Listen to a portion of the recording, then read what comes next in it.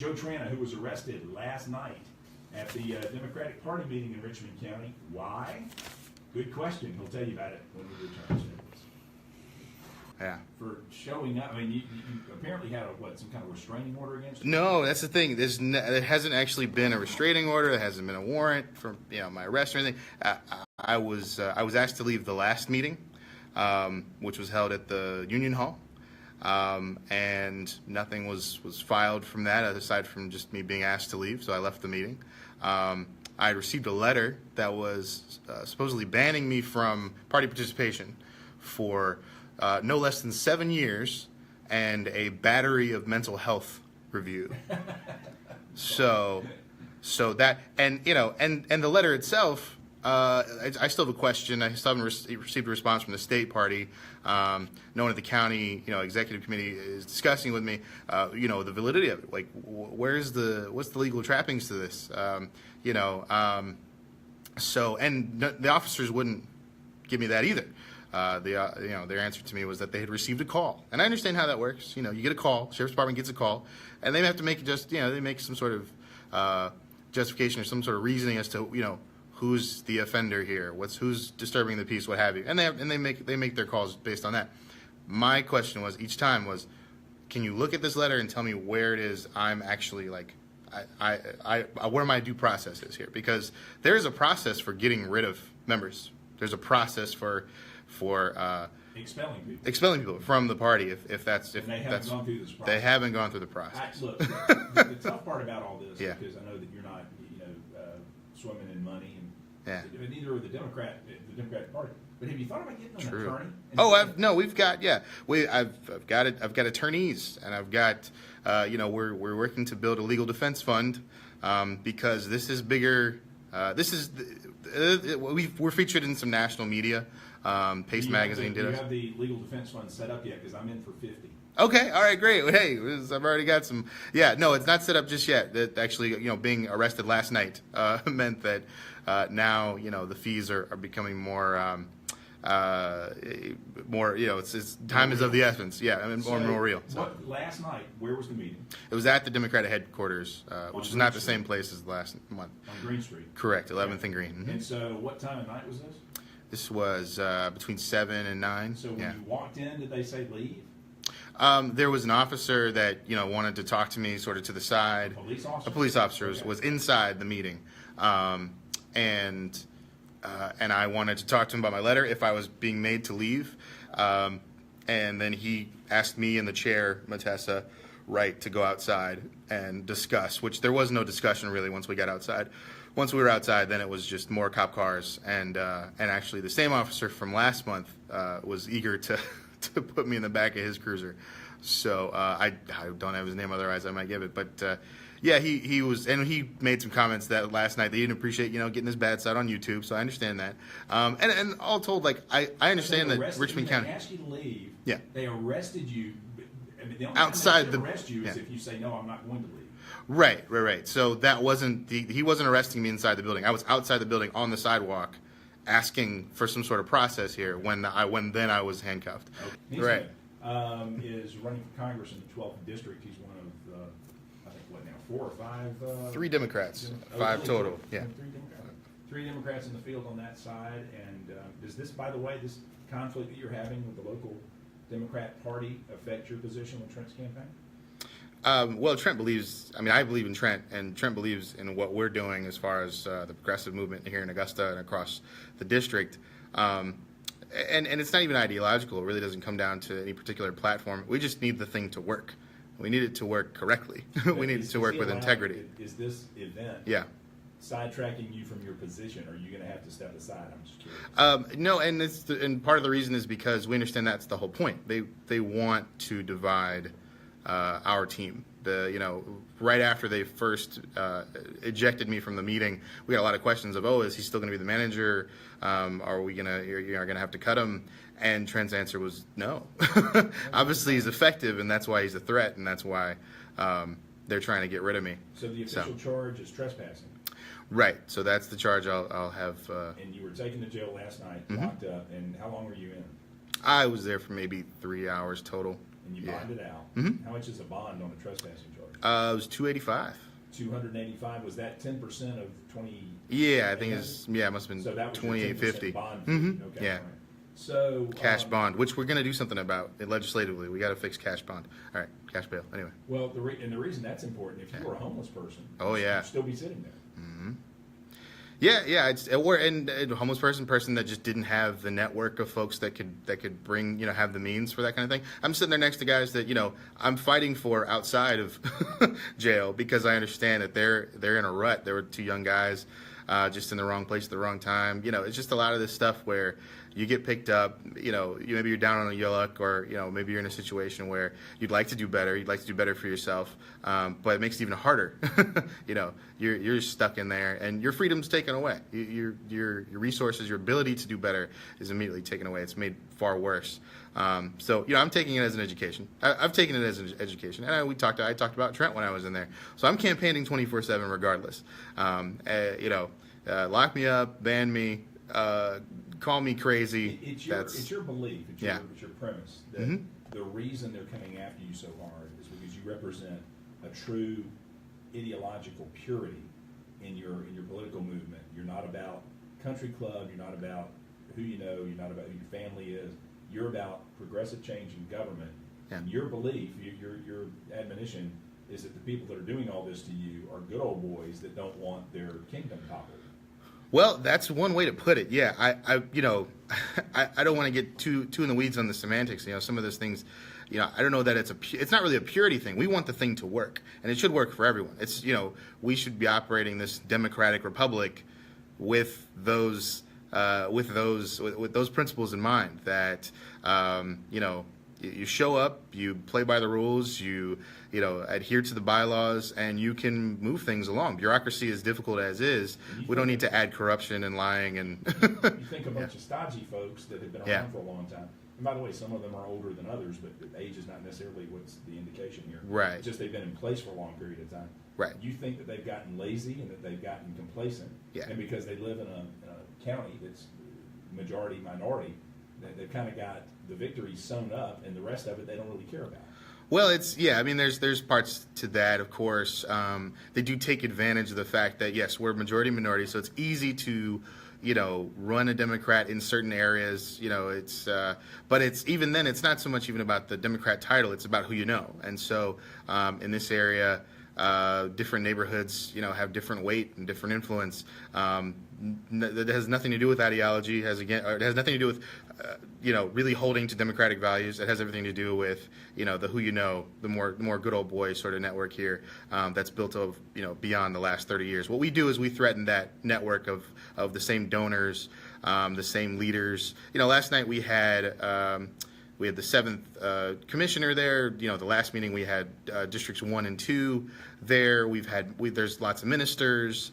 The who's who of established influence in the county tries to attend these meetings, or actually rarely do they actually ever attend and do any business. But we know they were called last night. Was that the meeting last night? No. I'm sorry. Not 7th. Mr. Jefferson. Okay. Andrew Jefferson. Yes, was there. I think he's 6. 6 or 5. Yeah. So sorry. So he was there, and what's interesting is they'll come with the idea or the platitude that we need to get together, we need to unify, we need to get on the same team. We have no problem with getting on the same team, but we all have to abide by the same rules when we show up. We can't just hold a vote and then lose the vote and then try to hold the vote again immediately, which is what they tried to do last night before I even showed up. So, I did ask the officer at one point, because he was arresting me, whether he was going to arrest like half the committee, because they were the ones who were apparently he wasn't interested in what was going on in the meeting. He apparently was told by whoever was in charge of the meeting that you needed to be arrested. Right. The order was just given, received, and gave acted the on. This is Matessa Wright. This is the Yale Law grad current chair of the Democratic Committee of Richmond County. Because in the past, it was always Dr. Lowell Greenbaum who was shouting you down. He officially has moved into an emeritus position. Right. And so Matessa is the one that gave the order. Yeah, and actually, she gave an order, based on a letter that was basically a remix of an email that was sent by Chris Johnson, who is the current district chair. So this is where, it kind of climbs up into the state leadership. State leadership's been complicit to this. And I know they love it or hate it when I come on your program and I give names and I give facts and I give timelines to this stuff, because they get to paint the picture that I'm working with the GOP or for the right to take down the Democratic committee. No, if anything, I'm trying to make our committee more transparent and operate with efficacy, because that's the only way we're actually going to build and grow. And that's what we've done. And over the last year, we have worked, and I can take some credit, I guess, for building the membership of the party, because on this movement of we need to do better, and so people have been attracted to that. At the same time, it's make the other side freak out. And every time we've ever come on yours to tell them to talk. You've got intellectual honesty to you that many of the folks that you've listed don't have. They also don't have the courage of their convictions. They would rather pretend that the other side doesn't exist than engage the other side. Right. It's hilarious. Right? Yeah, no, for sure. And that's the thing. I'm campaigning for Trent Nesmith in an open primary, where in a district where whatever you are, whether you identify libertarian, constitutional party, Republican, independent, apolitical, you can go in, you can grab the Democratic ballot, and you can vote for Trent Nesmith because you believe in him, what he stands for, and what his movement and what we're doing out here could accomplish. And a lot of that means actually talking to people who maybe, just on the face of it, are the letters that show up next to our name don't match up. We've been to the Farm Bureau and talked to folks that are all, MAGA hats, and, they wanted to know, they thought he was running as a Republican. It was, no, we're running as a Democrat. What? And we're actually talking to them because we have things in common. We both hate Monsanto.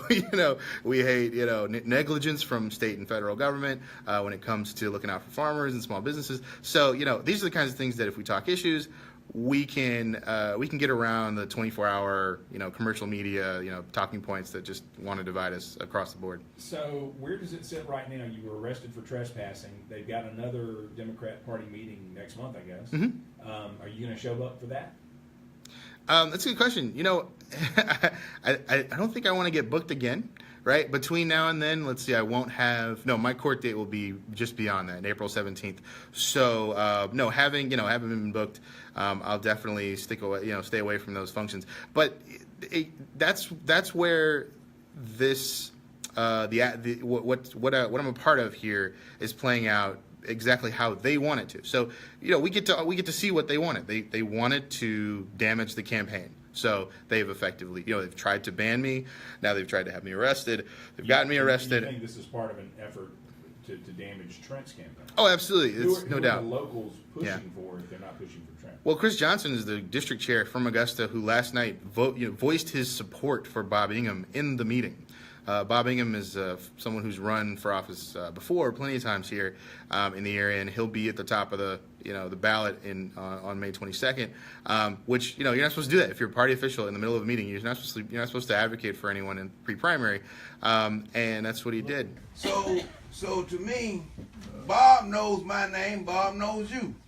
I like to elect somebody that knows me, because if I need somebody to get me a Social Security card, I call him Bob. Yeah. Bob Ingham. And Bob Ingham's the current deputy treasurer of the county committee. Little bitty short white guy. Kind of chubby. Yeah. And been around for a while. Yeah. Mm-hmm. And then the other is... Hasn't he run for office as a Republican before? I don't know that he's run as a Republican. I know he's run for different office around. He's run many times. Absolutely, he's the most campaigned. Most campaign background actually experience with that guy. Unfortunately, he doesn't really campaign in a traditional sense. He doesn't run. He doesn't have a website. He doesn't social media. But we see him, and we like seeing him. We haven't encouraged him not to run, which is what we know the other candidate, Francis Johnson, in this race has done. And Francis is also in Statesboro, where Trent's from. And interestingly enough, Francis Johnson is a civil rights attorney who has been suspiciously mum on this issue. But I wonder if civil rights can't also become a convenient what are they afraid of? You're going platform. To do with one of these functions where they have to have them physically removed, because everybody's arguing.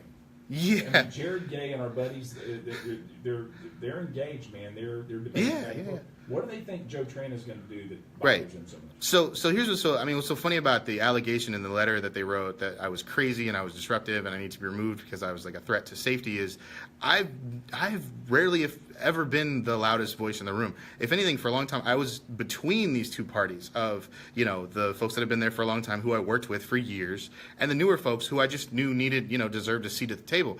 I happen to know the bylaws better than most, so having been the secretary. So what they were afraid of, what they didn't like, what they were threatened by all this time was the fact that I would use Robert's Rules of Order and I would use the bylaws to try and get business done. That's just not something they're comfortable with because, I'll be honest, they don't conduct a lot of business as is. But then when you have these new folks that come in and they feel threatened, they feel like their seats are going to be taken, their legacy,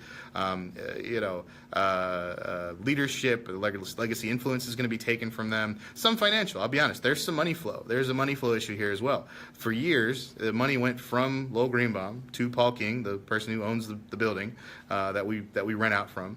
And then, elections would come and go and we wouldn't know where our money was going, what field operation or resources. You mean municipal elections or officer elections in the party? No, I mean Democratic elections that the Democratic Party are supposed to. We have a fiduciary responsibility to support. So congressional races, statewide races, political races, correct.